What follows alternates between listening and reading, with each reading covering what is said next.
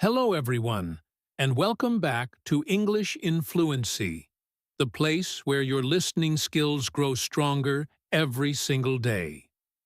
I am your host, Alex, and today we have a very special journey ahead of us. We are going to dive deep into the world of conversations. Have you ever been in a situation where you are listening to two people talk, and suddenly you get lost? You do not know if they like the idea or hate it. You are not sure if they are saying yes or no. It can be very frustrating. You understand the words, but you miss the meaning. Well, today is the day that changes. We are going to practice understanding agreement and disagreement. We are going to learn how to follow opinions in conversations. This is B1 level practice, which means it is perfect for intermediate learners who want to reach the next level. So, grab a cup of coffee, find a comfortable spot, and let's get started. Imagine you are at a coffee shop with your friends. The room is noisy, but you are focused. You are listening to a conversation about where to go for dinner. One friend says, "I think we should go to the new Italian place." Another friend says, "I am not sure about that." Do you know what that means? It sounds simple, but the meaning is deep. The second friend is not saying no, but they are not saying yes either. This is the art of polite disagreement. Today, we will listen to many characters interacting in different situations. We will hear them agree, disagree, and share opinions. I will guide you through every step. We will pause, look at the phrases, and understand the hidden feelings behind the words. Let's begin with our first scenario. We are in a small office. The characters are Liam and Noah. They are trying to plan a team-building event. Listen carefully to how they express their thoughts. "I really think we should have the party at the beach," Liam said, looking out the window at the sunny sky. "It would be so relaxing, and everyone loves the ocean." Noah leaned back in his chair and sighed. "I see your point, Liam, but the beach is quite far. Some people might not want to drive that far after work." Liam nodded. "That is true, but we could organize a carpool. It would be worth the effort." "I suppose you are right," Noah replied slowly. "Maybe we can put it to a vote. But personally, I still prefer a restaurant closer to the office." Did you catch that? Let's break it down. Liam started with an opinion. He said, "I really think we should have the party at the beach." This is a clear, strong opinion. He uses "I really think" to show his feeling. Then Noah responds. He does not say, "No, that is a bad idea. That would be rude." Instead, he says, "I see your point, but..." This is a very common way to disagree politely. "I see your point" means "I understand your idea." The word "but" signals that a different opinion is coming. Noah thinks the beach is too far. Then Liam tries to convince him. He says, "That is true, but..." He acknowledges Noah's worry about the distance. He agrees that it is true, but he offers a solution: a carpool. This is how conversations work. It is like a tennis match. One person hits the ball, the other hits it back. Finally, Noah says, "I suppose you are right." This is a softer agreement. He is not 100% excited, but he accepts the logic. However, he finishes by saying, "Personally, I still prefer a restaurant." This shows that he has not completely changed his mind, but he is willing to listen to the group. Understanding these small phrases is the key to fluency. When you hear "I see your point," get ready for a disagreement. When you hear "That is true," get ready for a counter-argument. Let's practice this a bit more. I want you to imagine you are Liam. How would you feel? You want the beach party. You have to be persuasive. Now, imagine you are Noah. You are worried about the logistics. You have to be polite but honest. Now, let's move to a different situation. We are at a university. Two students, Emma and Olivia, are talking about a movie they just watched. This conversation will show you how people agree and disagree about art and entertainment. That movie was absolutely fantastic, Emma exclaimed as they walked out of the theater. The acting was so good, and the story was beautiful. Olivia made a face. Really? I thought it was a bit slow. The story took a long time to start. Emma looked surprised. Slow? No way. It was building up the tension. I was on the edge of my seat the whole time. I guess we will have to agree to disagree, Olivia laughed. I almost fell asleep in the middle. But I did like the music. The soundtrack was amazing. Oh, absolutely, Emma agreed. The music was perfect. I might buy the album. Here we see a stronger disagreement. Emma loves the movie. Olivia does not. Emma uses strong words like absolutely fantastic and beautiful. Olivia uses the phrase, really? This is a very common way to show surprise and disagreement in English. When someone says, really, with a specific tone, it means, I do not have the same opinion. Olivia says, I thought it was a bit slow. She is honest. Emma responds with, no way. This is a very informal and strong way to disagree. It is friendly, but it shows that she completely disagrees with the idea that the movie was slow. Then we hear the magic phrase, I guess we will have to agree to disagree. This is a wonderful idiom. It is used when two people cannot reach the same opinion. It means we have different views, and that is okay. Let's stop arguing. It is a way to end the disagreement peacefully. Notice how they find common ground at the end. Olivia says she liked the music. Emma agrees immediately. Oh, absolutely. This brings them back together. In conversations, finding something to agree on is very important for social bonding. Even if you disagree on the main topic, you can agree on small details. Now, let's practice some listening for specific phrases. I am going to say a sentence, and I want you to identify if it is agreement or disagreement. I will pause to let you think. Phrase number 1. You have a point, but I am not sure it will work. Did you hear the word but? That usually signals disagreement. The speaker acknowledges the idea, you have a point, but rejects it. I am not sure it will work. This is disagreement. Phrase number 2. I could not agree with you more.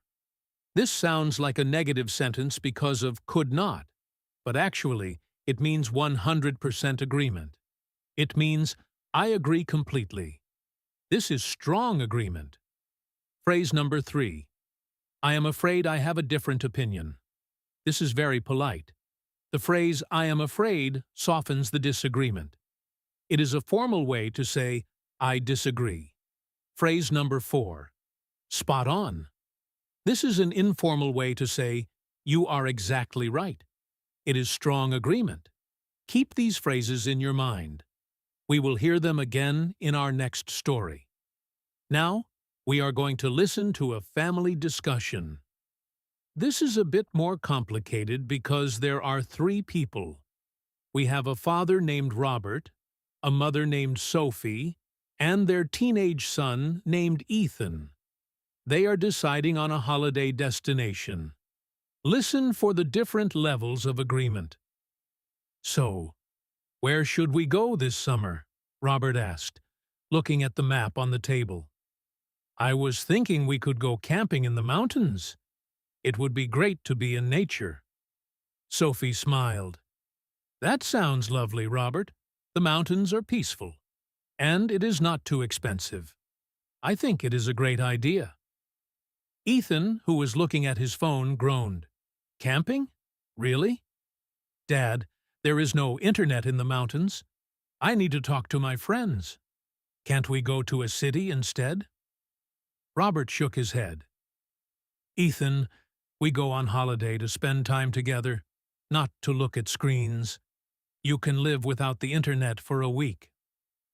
I do not think I can, Ethan argued. It is not just about the internet. Sleeping on the ground is uncomfortable. I hate bugs. Sophie tried to mediate. Ethan has a point, Robert. Sleeping on the ground is not very comfortable. Maybe we can rent a cabin. That way we are in nature, but we still have beds and maybe some Wi-Fi. Robert thought about it. A cabin. That is a possibility. It would cost a bit more money, though. But it would make everyone happy, Sophie said. Ethan, would you be okay with a cabin? Ethan looked up. If there is Wi-Fi, then yes. I suppose that is okay. All right then, Robert smiled. A cabin it is. Good suggestion, Sophie. This was a great example of negotiation. Let's analyze the flow. Robert suggests camping. Sophie agrees immediately. She uses phrases like, that sounds lovely, and I think it is a great idea. This is direct agreement. Then Ethan disagrees. He uses a rhetorical question. Camping? Really? This shows his frustration. He explains his reason. No internet. Robert disagrees with Ethan. He thinks Ethan should disconnect. Then Sophie steps in to find a compromise. She uses a very important phrase. Ethan has a point, Robert. She is validating her son's feelings. She agrees that sleeping on the ground is uncomfortable. However, she does not reject Robert's idea completely. She modifies it. She suggests a cabin. This is a key skill in conversations, suggesting an alternative. Robert is hesitant at first because of the money. He is not fully convinced. He says, it would cost a bit more. But Sophie convinces him by saying, it would make everyone happy. In the end, they reach an agreement. Ethan agrees conditionally. He says, if there is Wi-Fi, then yes. This is conditional agreement. He agrees only if his condition is met. Did you notice the variety of expressions? We had, that sounds lovely for agreement. We had, I do not think I can for disagreement. We had, Ethan has a point for partial agreement. And we had, a cabin it is for the final decision. When you listen to English, try to identify who has the power, who is trying to make peace, and who is complaining. It helps you understand the dynamics. Let's take a moment to talk about the word so. In the last dialogue, Ethan said, so, we are going to a cabin. The word so is often used to summarize or check understanding. Robert used it at the end. So, we are all happy? It is a way to wrap up the conversation. Listening for connector words like so, but, however, and because will help you follow the logic. Now, we are going to shift gears. We are going to listen to a conversation between two colleagues, Maria and Tom. They are discussing a project at work. This will be a bit more formal. Notice how they use professional language to disagree without being rude. Tom, I have been looking at the sales report, Maria began. I really think we need to change our marketing strategy. The numbers are going down. Tom looked at the papers. I am not so sure about that, Maria. The numbers are down, yes, but it is only for this month. I think it is just a temporary drop. I wish I could agree with you, Maria replied seriously. But if you look at the trend over the last 6 months, it is a steady decline. We cannot ignore it. Tom nodded slowly. I see what you mean.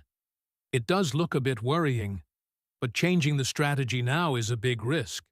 We might lose even more money. True, Maria admitted, but doing nothing is also a risk. I believe we need to be proactive. Perhaps you are right, Tom said after a pause, but we need to be very careful. We should present this to the boss and see what she thinks. That sounds like a plan, Maria agreed. Let's prepare a presentation together. This dialogue is full of business English nuances. Maria starts with a direct opinion. I really think we need to change. Tom disagrees, but he is very careful. He says, I am not so sure about that. This is softer than saying, you are wrong. He provides evidence. He thinks it is temporary. Maria responds with a very polite disagreement phrase. I wish I could agree with you. This is a high-level phrase. It means, I respect your opinion, but the facts say something else. She uses the word but again to introduce her counter-argument. Tom then validates her point. He says, I see what you mean. He accepts that the data is worrying. This shows he is listening. He is not just fighting her. He is processing the information. He then expresses his fear. Changing the strategy now is a big risk. Maria agrees with the risk, true, but argues that doing nothing is also a risk. Finally, Tom moves towards agreement. He says, perhaps you are right. The word perhaps means maybe. It shows he is still a little hesitant, but he is coming over to her side. They agree on a solution, talking to the boss. This dialogue teaches us that in professional settings, disagreement is often a process of validating the other person, presenting evidence, and finding a middle ground. It is rarely a shouting match. It is a logical discussion. Let's try a quick practice exercise. I will give you a statement, and I want you to decide how to respond with a polite disagreement. Imagine a friend says, this restaurant is the best in the city. You think the food is just okay. How do you respond? You could say, it is good, but I think the one down the street is better. Or, I am not sure it is the best, but it is certainly popular. Try to use the word but, or I am not sure. This softens your disagreement. Now, let's move to a more casual setting. We are at a park.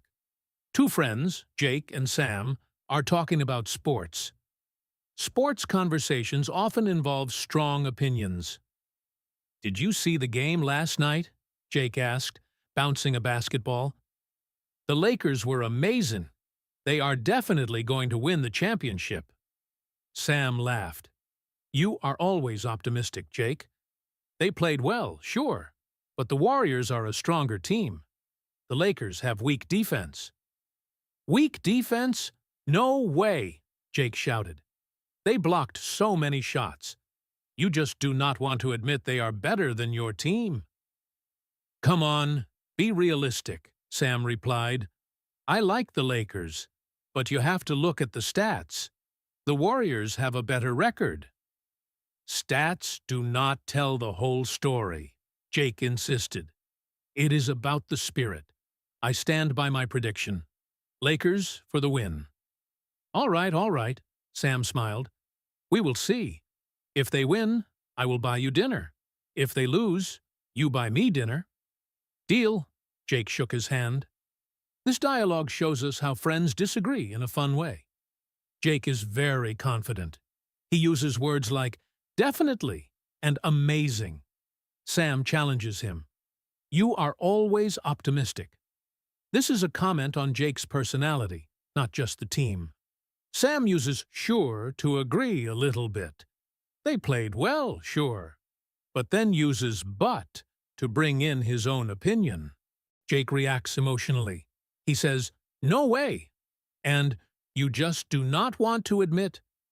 This is more aggressive, but because they are friends, it is okay. It shows passion. Sam tries to use logic. Look at the stats. Jake rejects the logic. Stats do not tell the whole story. This is a common clash between emotion and logic. Notice the ending. They make a bet. We will see. This is a way to end an argument when neither side wants to agree. They let the future decide. The phrase, "I stand by my prediction," is a strong way to say, "I am not changing my mind." As you listen to these dialogues, pay attention to the tone. Is the speaker angry? Happy? Serious? The tone tells you more than the words. When Sam says, "Come on, be realistic," he is teasing his friend. He is not being mean. Let's listen to one more scenario before we move to a deeper explanation. This is between an older sister, Chloe, and her younger brother, Leo. They are choosing a movie to watch at home. "Leo, please, can we watch this romantic comedy?" Chloe begged. "It has such good reviews." Leo rolled his eyes. "Chloe, those movies are so boring. Nothing happens. Can we watch an action movie instead? There is a new one with lots of explosions." "Action movies are so violent," Chloe complained. "I do not want to see people fighting for 2 hours. It stresses me out." "It is exciting, not stressful," Leo corrected her. "And the romantic comedy will put me to sleep. That is worse." "Okay, look," Chloe said, trying to compromise. "How about a thriller? It has excitement like an action movie, but it also has a story like a drama." Leo thought about it. "A thriller? Like a scary movie?" "Not too scary," Chloe promised. "Just mysterious." "What about that one with the detective?" Leo rubbed his chin. "I guess that could work. Is there popcorn?" "There is always popcorn," Chloe laughed. "Fine, you win." "Let's watch the thriller," Leo decided. Here we see the classic brother versus sister dynamic. Chloe wants romance. Leo wants action. They both disagree with each other's choices. Chloe says the action is violent. Leo says the romance is boring.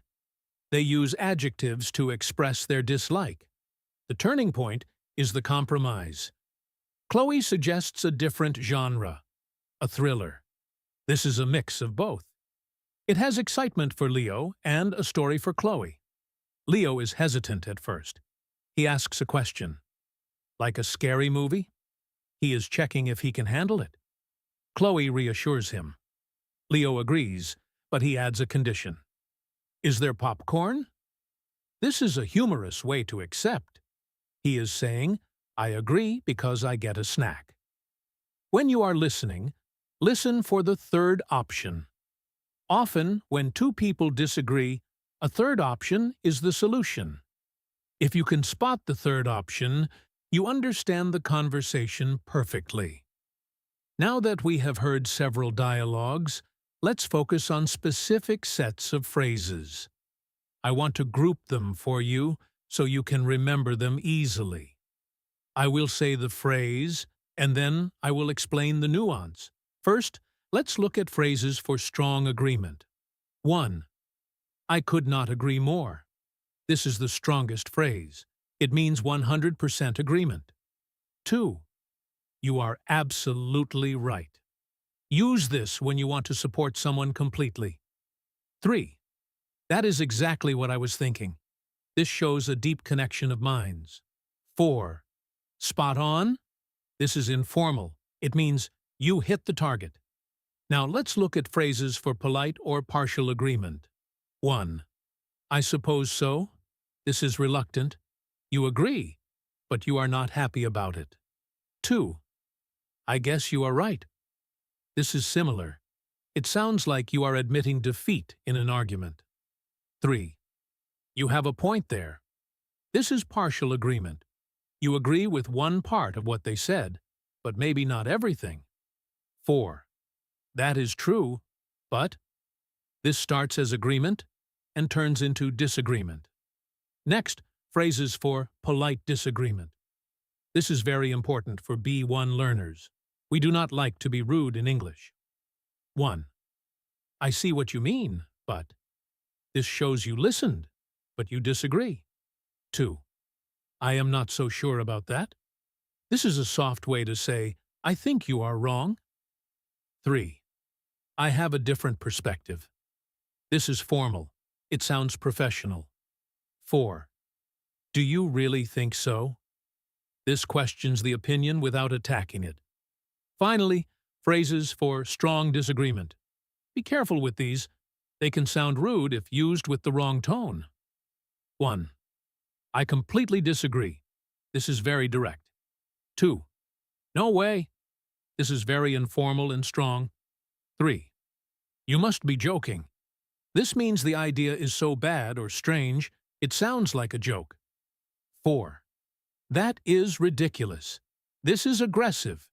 Do not use this with your boss. Let's practice these phrases in context.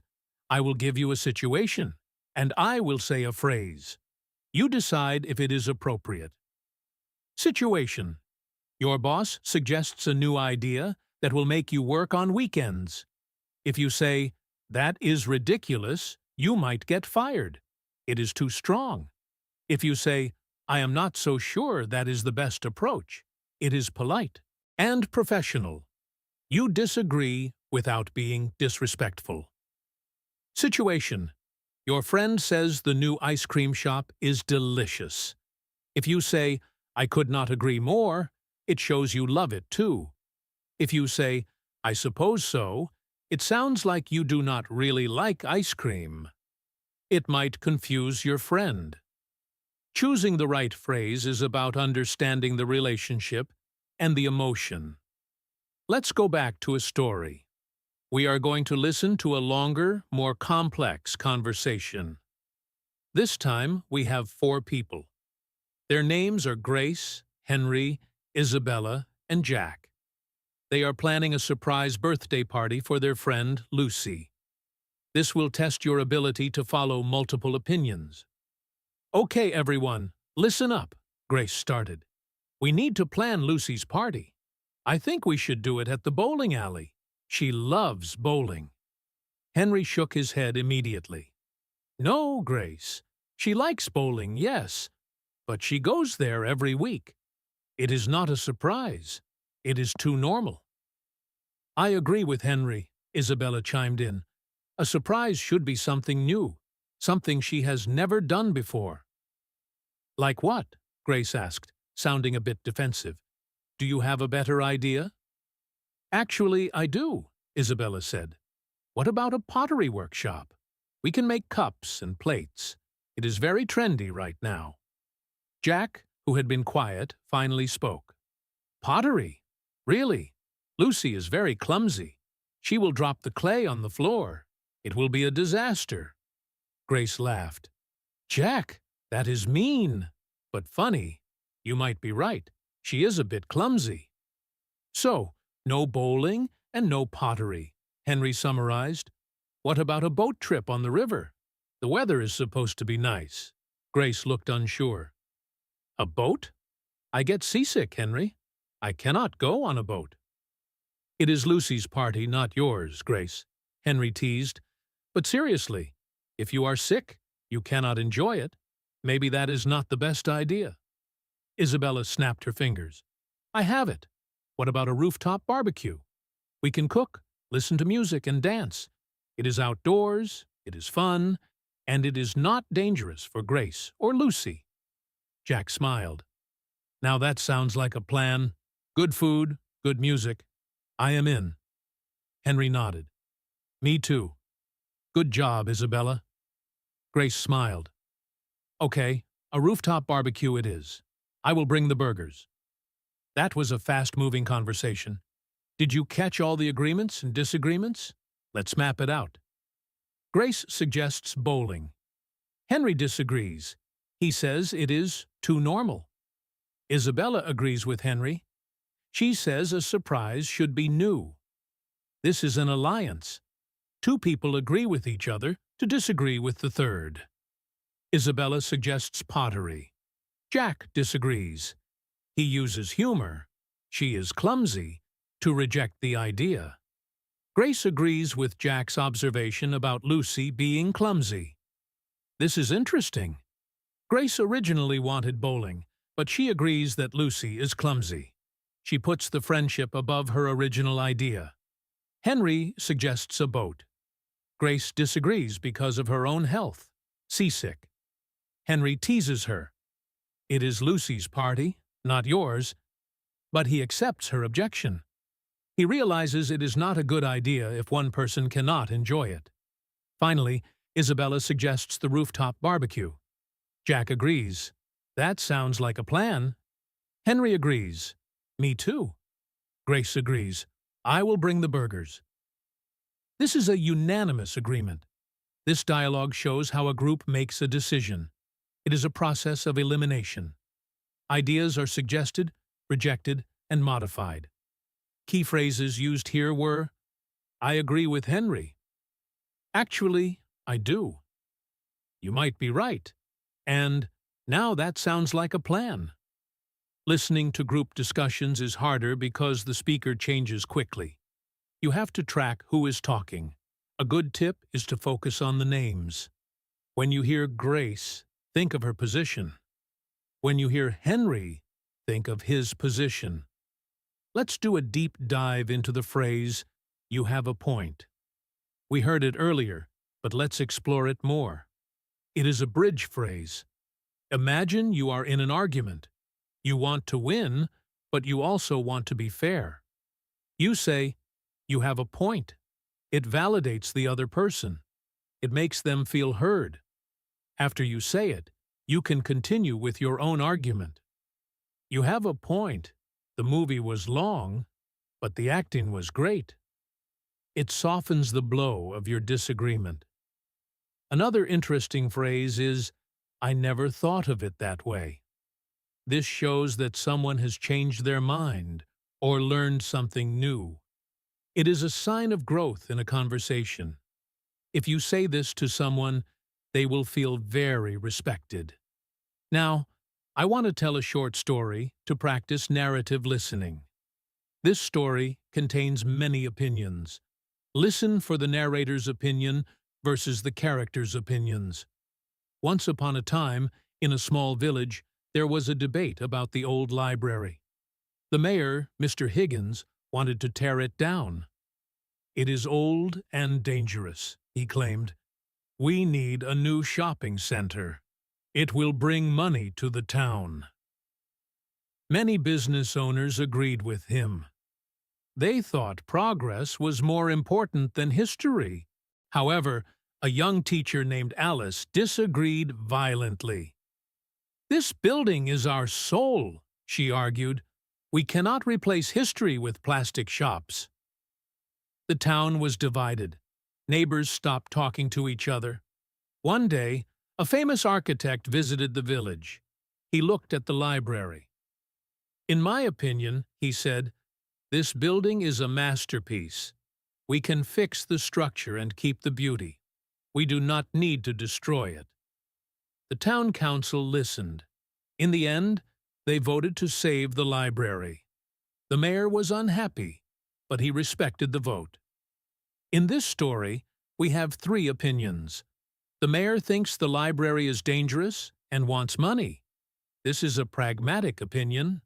Alice thinks the library is the soul of the town. This is an emotional and historical opinion. The architect thinks the library is a masterpiece.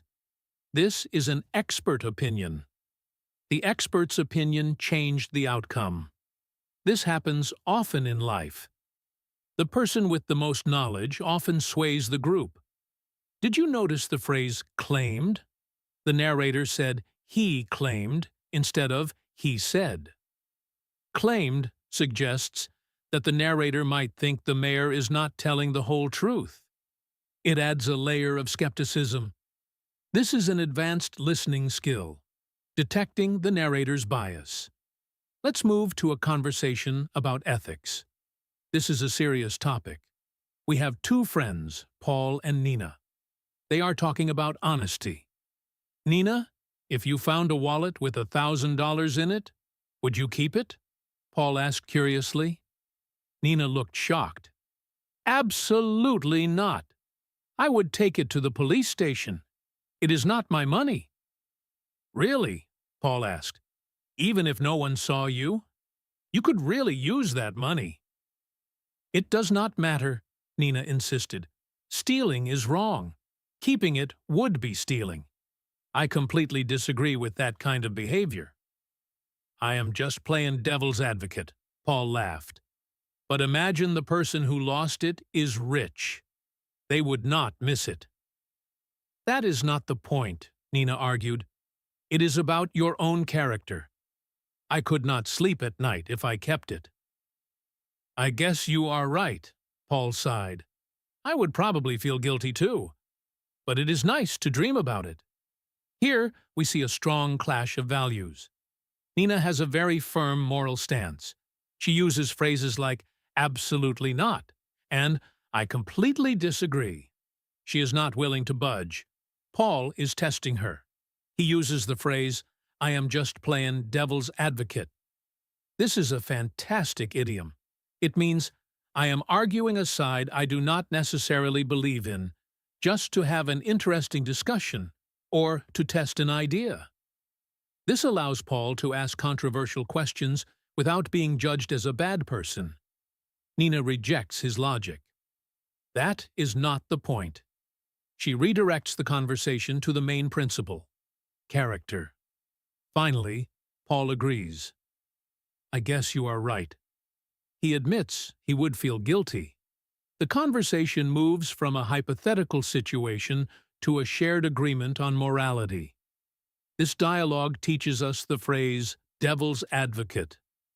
If you hear someone say this, it means they are not attacking you. They are just exploring an idea. It is a very useful phrase for debates. Now, let's talk about the word exactly. It is a small word, but it carries a lot of weight. It is often used to show strong agreement. Speaker A. This coffee is too hot. Speaker B. Exactly. I burned my tongue. Speaker B uses exactly to validate Speaker A's complaint. It creates a sense of camaraderie. Listen for exactly in your daily English listening. It is a signal that two people are on the same team. We are going to transition now to a listening challenge. I am going to describe a scenario without naming the agreement or disagreement. I want you to guess the relationship and the tone. Scenario. Two people are sitting in a car. It is raining. Person A. I told you we should have turned left back there. Person B. Stop backseat driving. I know where I am going. Person A.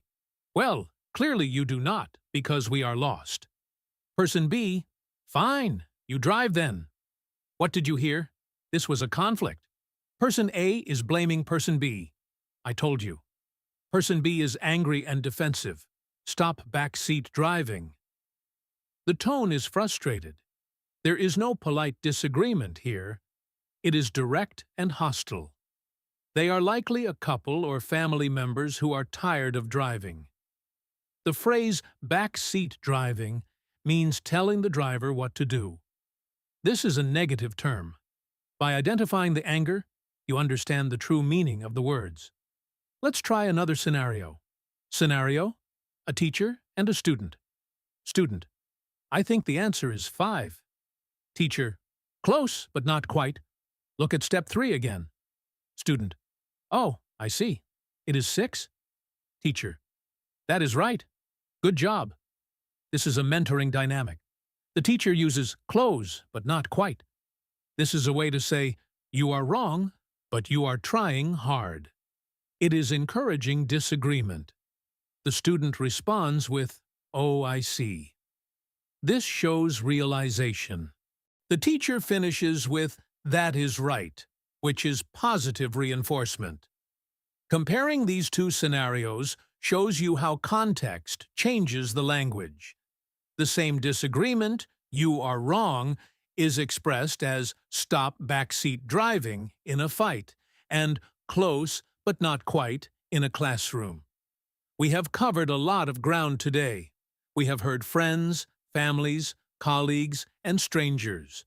We have heard arguments about movies, parties, ethics, and directions. The common thread is the language of opinion. To help you remember, I want to tell you a final, longer story. This story combines all the elements we have learned. Relax and listen. It was a rainy Sunday afternoon. In the living room of the Miller house, a debate was brewing. The Miller family needed to choose a new color to paint the living room walls. The father, John, wanted a calm, neutral color. "I really think beige is the best choice," he said, holding a paint sample. "It is safe. It matches the furniture. It is a very practical color." His wife, Sarah, rolled her eyes playfully. "John, beige is so boring. It looks like a hospital. I want something with life. How about a soft blue? It would make the room feel bigger and brighter." Their teenage daughter, Mia, walked into the room. "Blue is okay, I guess," she said, scrolling on her phone. "But if you want something cool, you should paint one wall bright yellow. An accent wall. That is very stylish." John looked at the yellow sample. "Yellow? That is too bright. It will hurt my eyes. I cannot relax in a yellow room." "I am with Dad on this one," said the son, Luke, entering the conversation. "Yellow is too much, but I do not like beige either. It is too old-fashioned. We need something modern. Maybe a light gray?" Sarah thought about it. "Gray is nice. A bit cold, but nice. But I still prefer the blue." "Wait," Mia said. "What if we compromise? We can paint 3 walls the gray Luke wants, and 1 wall the blue Mom wants." John frowned. "That sounds like a lot of work. And do blue and gray go together?" "Actually, they look great together," Mia insisted. "I saw it on a design show. It is very trendy." Luke nodded. "I think that could work. It satisfies everyone. Dad gets a neutral base with the gray, Mom gets her color with the blue, and I get a modern look." Sarah smiled. "That is a brilliant idea, Mia. I agree to the compromise. John?" John looked at the samples again. He sighed. "All right. If it makes everyone happy, I agree. But I am not doing the painting.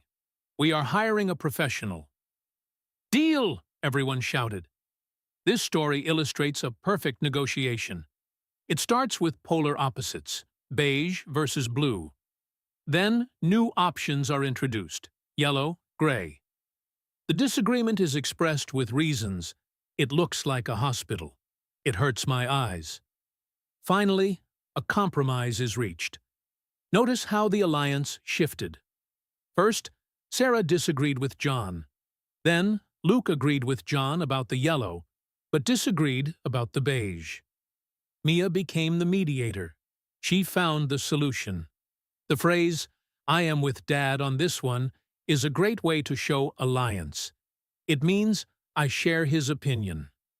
As we come to the end of this session, I want you to feel proud. Listening to this much English is a big achievement. You have followed complex stories. You have learned dozens of new phrases. You have practiced identifying tone and feeling. The ability to understand agreement and disagreement is the ability to understand human relationships. It is not just about words. It is about connection. Remember, the next time you hear someone say, "I see your point, but," get ready for a different perspective. When you hear "exactly," know that you have found an ally. And when you hear "let's agree to disagree," know that the conversation is pausing, but the friendship remains. Keep practicing. Watch movies, listen to podcasts, and talk to your friends. Try to use one new phrase from this script today. Maybe you can say, "I am not so sure about that," in a polite way. Or maybe you can say, "spot on," when someone has a good idea. Thank you for spending this time with me, Alex, at English in Fluency. I hope you feel your listening skills growing stronger. If you enjoyed this practice, please make sure to subscribe to the channel and hit the notification bell so you never miss a new video.